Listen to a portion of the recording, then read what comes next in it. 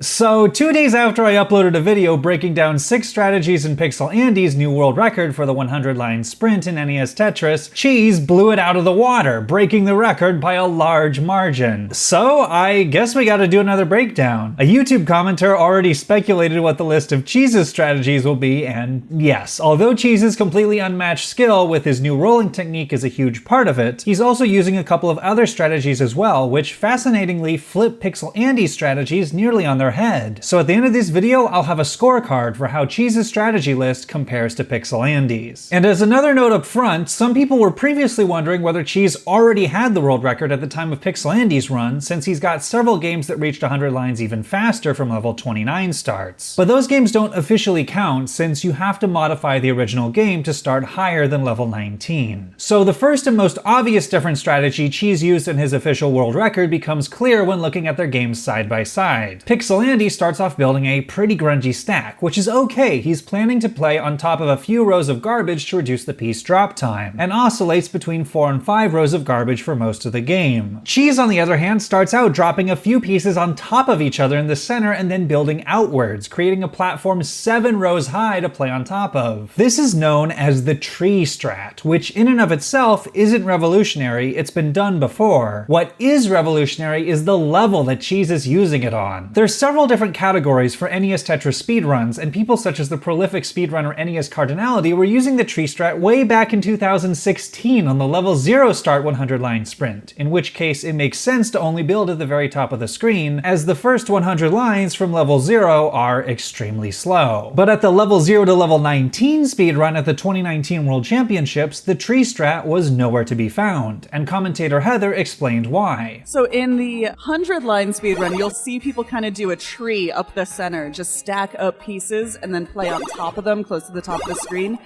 Because we go to level 19 or through level 18, you actually need to be able to burn down and play on those levels. So you will not see that strategy here unless someone is feeling particularly bold. It wouldn't be until 2020 that we'd see the tree strat used in the level 0 to level 19 speedrun. This is the current official world record run by Eric ICX, arguably the fastest hyper tapper in the world. So he had the piece mobility to still survive with the tree strategy all the way through level 18, where the pieces are taking only half of a second to go halfway down the screen. But in the 100-line sprint category with no restrictions, the only logical choice is to start on level 19, which is 50% faster than level 18, and using a tree strat on level 19 is basically unheard of. A player using the built-in piece movement, even with fully charging the delayed auto shift, can only get a line piece 6 rows high on the left, not even high enough to reach the edge of the base of Cheese's tree. And that's not even counting being able to survive situations where a misdrop may occur, such as Cheese did here with not getting the L all the way over to the left. With a perfectly timed quick tap, which is very difficult to pull off, one can get a line piece over 8 rows on the left. By manually tapping every piece movement, decent hyper tappers could probably clear 9 or 10 rows, and the fastest hyper tappers might clear 11. But Cheese's barrier on the left is 12 rows high. Eric was also in a situation during his final game in the 2020 World Championships where he needed to clear a line piece 12 rows high on the left at the same speed, and even he couldn't do it. So this is where Cheese's rolling comes in. I've talked about it in more detail in other videos, but basically, by rolling multiple fingers on the bottom of the controller to push it up into his finger on the top, he's able to get a line piece 12 rows high over like it's nothing. So rolling allows him to use the tree strat effectively and navigate occasional misdrops, and also completely bypass Pixel Andy's strategy towards the end. Andy burns down his stack to leave as little extra material on the board as he can so that all the time he spent building the stack wasn't wasted. But the tree strat is so efficient at building up lines of garbage with those single stacked pieces in the center that Cheese actually finishes his run with less squares on the board, 32, than Andy does with 36. However, there's one final strategy that Cheese did differently, and it's very noticeable once listing out the number of singles, doubles, triples, and Tetrises in each run. Andy, wanting to reduce the number of half-second line clear animations as much as possible, went for a lot more Tetrises and got 10, as opposed to Cheese, who only got 3. In total, Andy ended up with 53 individual line clears, while Cheese had 65. 1.5, meaning that Andy actually saved a whole 6 seconds over Cheese in this category. So how did Cheese come out ahead? The answer is, by going for doubles and triples instead, he was able to safely stack much higher. The issue with Tetris's and Cheese's run is that the few times he got them, they were incredibly risky, as he pretty much needed a line piece right away or else he was going to top out. So instead, he almost always left the top of his center well open to accommodate multiple pieces that could burn doubles and triples, which at least kept the line clear margin with Pixel Andy close, and then the fractions of a second he was saving on nearly every piece drop as a result of them not falling for as long over the course of the run was more than enough to close the gap and ended up saving a lot of time over a Tetris-heavy strategy. So that's how Cheese's run stacks up against Pixel Andy's on a strategic level. It seems like it'll be difficult to improve much more on this run, but as of late, anything has seemed possible. Both players' videos will be on screen to check out. Thanks for watching, and I'll see you next time.